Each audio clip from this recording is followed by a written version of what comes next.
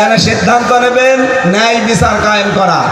আর ছাত্র জনতা এটাই চেয়েছে। ওই ওয়ান বলেন বলেন ওই ওয়ান, আমরা এটা সামনে দেখতে চাই। আমার মামলাটা জামিন দিচ্ছিল না 3 বছর, খালি ওই ওয়ান জাস্টিস ছিল না তাই। অথচ আগস্টের 5 তারিখের পরে শুধু মামলা তুলতে দেরি। একবারে বলছে কি দেখে মামলার বিচার করব, কোনো মাল ভেতরে নেই, যান একেবারে জামিন দিয়ে দিলাম। শুধু জামিন না, মামলা পুরাপুরি ঢিসমিস করে খারিজ করে দিয়েছে।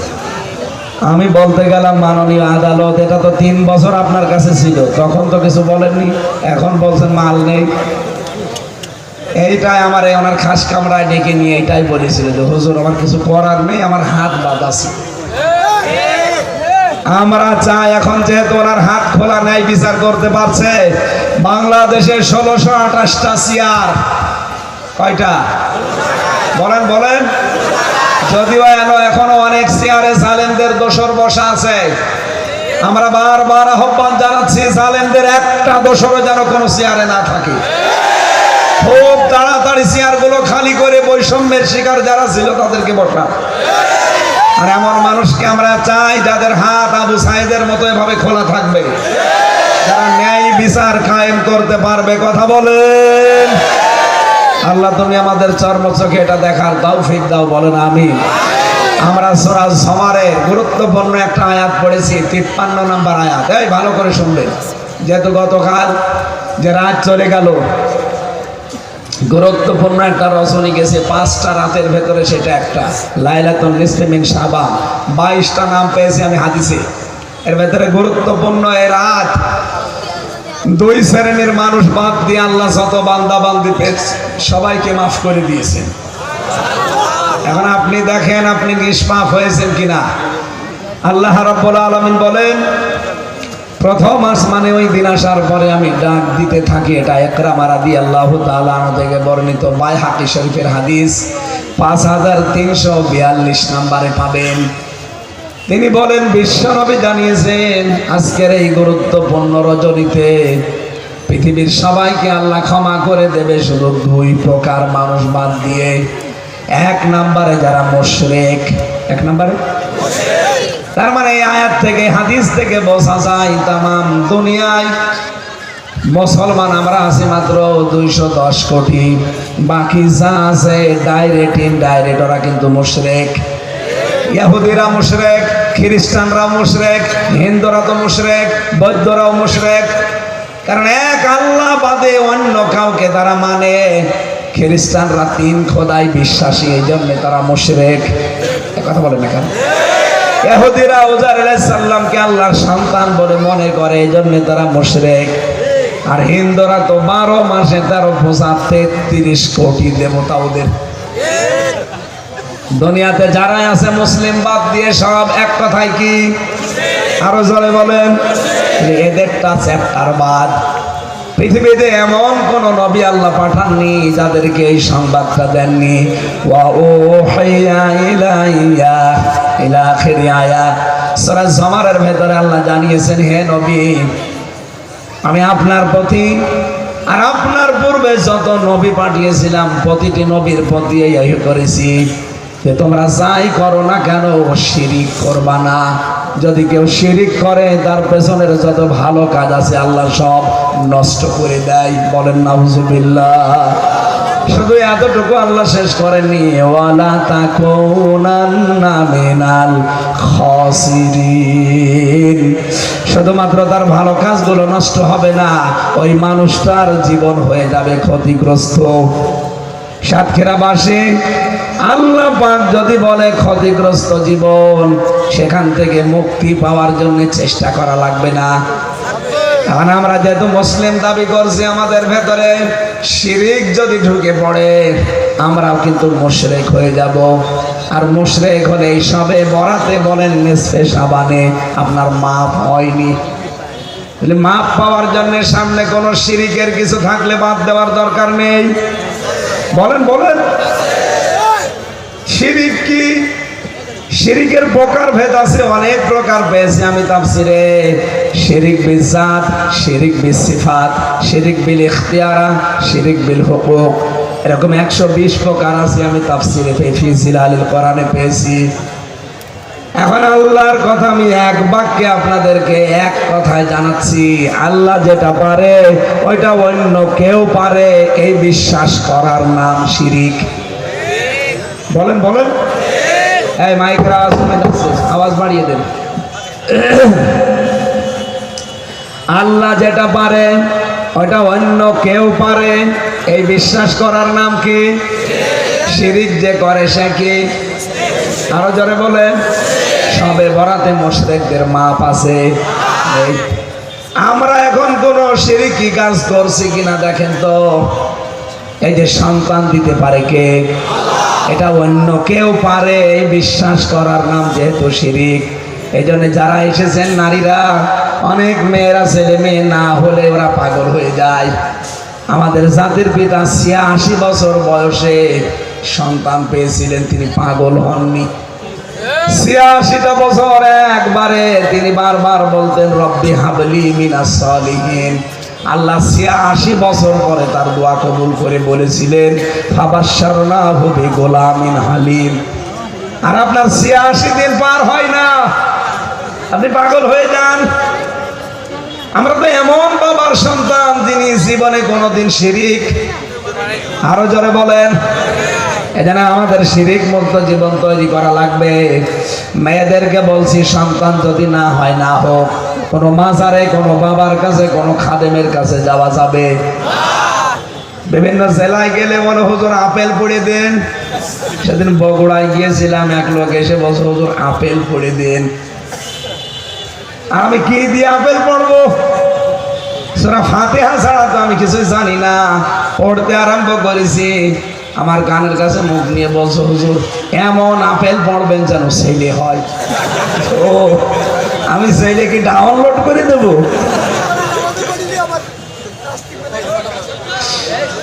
বলছে আমার 3টা মেয়ে আছে, এই জন্য আমি মেয়ে চাই না, এবার ছেলে চাই। এমন আপেল পড়বেন যেন এবারই ছেলে হয়। বললাম আপেল ফেরত নেন। আপেল পড়া দিয়ে যদি ছেলে হয় তো আমার 3টা মেয়ে, আমি আপেল খাওয়াতাম আমার ম্যাডামকে। সন্তান কোন আপেলে কোন পীর বাবাই দিতে পারে, কোন তাবিজ কবজে পারে, কোন কবিরাজে পারে? সব মিথ্যা কথা। এ পৃথিবীতে সন্তান দেওয়ার একচ্ছত্র মালিকানা কার? এজন্য আল্লাহ যেটা পারে ওইটা অন্য কেউ। আইন দিতে পারে কে? আলা লাহুল খালকু ওয়াল আমরু। সূরা আরাফের 54 নম্বর আয়াতের মাঝের অংশে আল্লাহ বলেন আমি বানিয়েছি দুনিয়া, আমার আইন চলবে। সুতরাং আল্লাহর এই দুনিয়ায় আল্লাহর আইন বাদ দিয়ে যারা অন্যের আইন প্রতিষ্ঠার চেষ্টা করছেন, আপনি কিন্তু প্রকারান্তে মুশরিক। এরকম মুশরিক যশোর সাতক্ষীরায় নেই। আরে ভাই, এটা আমার বিভাগ, আমি খুলনা বিভাগের সন্তান। আমার বাড়ি কুষ্টিয়াতে, কি যশোর খুলনা সাতক্ষীরায় আসলে মনে হয় আমি মায়ের পেটের ভেতরে আছি। হ্যাঁ, এই দেশ থেকে যখন অন্য দেশে যায় তখন মনে হয় যে একটু বাইরের গ্রামে গিয়েছি। তাছাড়া এই যশোর, ঝিনাইদহ, সাতক্ষীরা এ আমার ভাগ বাড়ির মতো। আপনারা যেহেতু এই জেলার এই বিভাগের সন্তান, আমি একটু মায়া মহব্বত আপনাদের প্রতি আমার বেশি আছে। আমি চাই না আপনি জাহান্নামী হয়ে যান। আমি কোরআনের চোখ লাগিয়ে দেখতে পাচ্ছি আপনি শিরিক করছেন।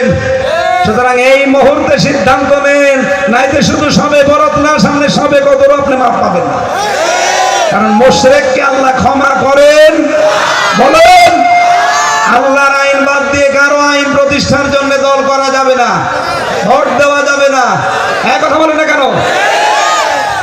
এই জন্য ডক্টর মোহাম্মদ কামাল, ডক্টর কামাল তার বানানো এই সংবিধান 54 বছর চলছে, কিছুই হয়নি। চোর গেলে ডাকাত হয়, ডাকাত গেলে খনি হয়। এমনকি গাঁজা ঘোর গিয়ে দেখি জেলের ভেতরে গাঁজার গাছ লাগিয়েছে। আমার সাথে একজন ছিল গাঁজা খাও, ও দেখলাম গাঁজার গাছ লাগিয়েছে টবের উপরে। জেলার তো হিন্দু, ডাক দিয়ে বলছে বেটাই তুই গাঁজার গাছ লাগালি, গাঁজার বীজ পেলি কোথায়? বলছে স্যার আমি ওই যে আদালতে হাজিরা দিতে গিয়েছিলাম, আর আমার তো শুভাকাঙ্ক্ষী আছে বাইরে, তারা আসার সময় কিছু বীজ দিয়েছিল টোপলা করে।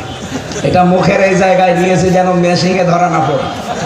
ভেতরে এসে এই যে টবের উপরে গাছার গাছ লাগিয়ে দিয়েছি, 2 মাসে দেখেন কত বড় হয়েছে। জেলারে বলছে শয়তান, তোরে পুলিশে গাঁজা খাওয়ার কারণে জেলে দিল, আর তোরে আমি রাখলাম ফাঁসির এই কন্ডেম সেলের ভেতরে, এর ভেতরে তুই গাঁজা গাছ লাগিয়েছিস, তোরে তো এখন স্বর্গে দেওয়া লাগবে। তো হিন্দু মানুষ বলছে তোরে স্বর্গে দেওয়া লাগবে। ডক্টর কামালের এই বানানো সংবিধান দিয়ে গাঁজা খর আরো গাঁজা বেশি খায়, চোর গেলে আরো ডাকাত হয়, ডাকাত গেলে খনি হয়। এক কথা বলেন না কেন? আল্লাহ রাব্বুল আলামিন সামনে যে মাস রমজান, এই মাসে একটা কিতাব দিয়েছেন, তার নাম ফুরকান। কোরআনের নাম কি? 55টা নামের ভেতরে এটা একটা নাম ফুরকান। ফুরকান মানে সংবিধান। 77টা আয়াত আছে সূরা ফুরকানে, 73টা ধারা আছে। বাংলাদেশ যে সংস্কার চলছে, আমরা চাই এই পুরাতন 17 বার পরিবর্তন করা সংবিধান বাদ দিয়ে দেন, আল্লাহর এই কোরআনের 73টা ধারা দিয়ে সংবিধান বাংলাদেশে প্রণয়ন করেন। 41 সাল লাগবে না, 41 দিনে দেশ চোর মুক্ত হবে ইনশাআল্লাহ। এটা আমরা চাই কিনা বলেন তো? সুতরাং শিরিক যারা করে আমরা তাদের সাথে নেই। যেহেতু আল্লাহ বানিয়েছেন দুনিয়া, আল্লাহর আইন চলবে, আর এটা আমরা করি ইবাদত মনে করি। এই কথা বলেন না কেন? এই ইবাদতকে অনেকে হাসি ঠাট্টা করে উড়িয়ে দেয়, বলে দুনিয়ার কাজ, এটা রাজনীতি, এটা ধর্ম, ব্যবসা। কে বলেছে আপনাকে? যার ভেতরে ক্ষমতার লোভ আছে, কেউ যদি পাওয়ার চায় তাকে ভোট দেবেন না। আমি পাওয়ার চাই এই কারণে, আমার কোনো উদ্দেশ্য না, আমি চাই এটা সংসদে নিয়ে যেতে। হযরতে ইউসুফ নবী এটা চেয়েছিলেন, ক্বালা জাআলনি আলা খাযাইনিল আরদি ইন্নী হাফিজুন আলীম। তিনি বলেছিলেন আমাকে খাদ্য মন্ত্রণালয়ের দায়িত্ব দেন, আমি সংরক্ষণ করতে পারবো।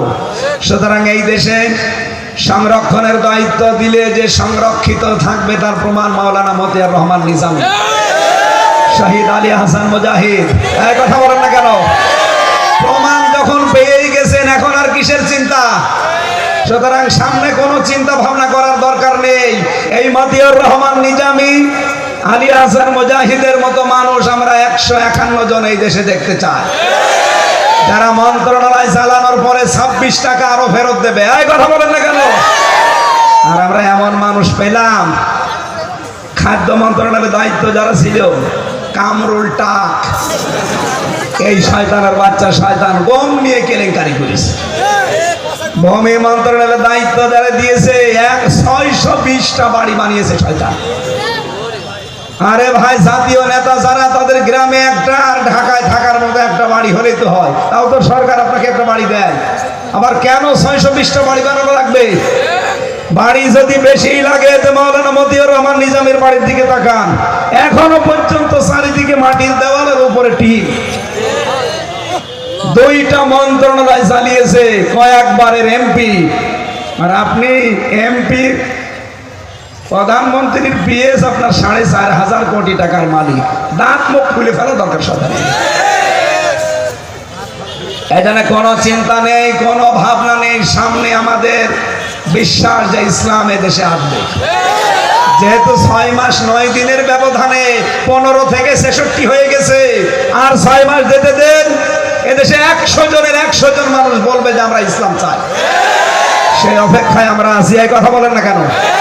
এই জন্য শিরিক আমাদের জীবনে যেন না আসে। 2 নম্বরে যারা হিংসুক, যারা বিদ্বেষ পোষণকারী, তাদেরকে আল্লাহ এই গত রাতে মাফ করেনি। কত বড় হিংসা থাকলে আপনি তাকান, হিংসার বশবর্তী হয়ে একটা দলকে ধ্বংস করে দিয়েছে, একটা দেশকে ধ্বংস করে দিয়েছে, শুধু হিংসা করি। এই জন্য আমরা যেন হিংসা মুক্ত অন্তর তৈরি করতে পারি, শিরিক মুক্ত আমল বানাতে পারি। জোরে বলেন আমিন। বলিয়া ইবাদিয়াল্লাযীনা আসরাফু আলা আনফুসিহিম, হে নবী আমার বান্দাদেরকে বলেন, তারা নিজেদের উপরে জুলুম করে যারা নিজেদেরকে নষ্ট করে ফেলেছে, লা তাকনাতু মির রাহমাতিল্লাহ, এরা আমার রহমত থেকে যেন নৈরাশ হয়ে না যায়। ইন্নাল্লাহা ইয়াগফিরুয যুনুবা জামিয়া, অবশ্যই আমি আল্লাহ সব অপরাধ মাফ করে দেব। ইন্নাহু হুয়াল গফুরুর রহিম, আমি গফুর এবং রহিম। সুতরাং আল্লাহর এই ঘোষণা অনুযায়ী এই 2টা অপরাধ থেকে আমাদেরকে মুক্ত রাখা দরকার। আমাদের শিরিক মুক্ত আমল দরকার, আর হিংসা মুক্ত অন্তর দরকার। আল্লাহ যেন আমাদের দান করেন। সামনে রমজানের প্রস্তুতি নেওয়ার জন্য আহ্বান জানাচ্ছি। আর 2-3 মিনিট আছে আজানের, আমরা আজকের মতো শেষ করে দিলাম। আমার লিখিত বই আছে জেলখানার।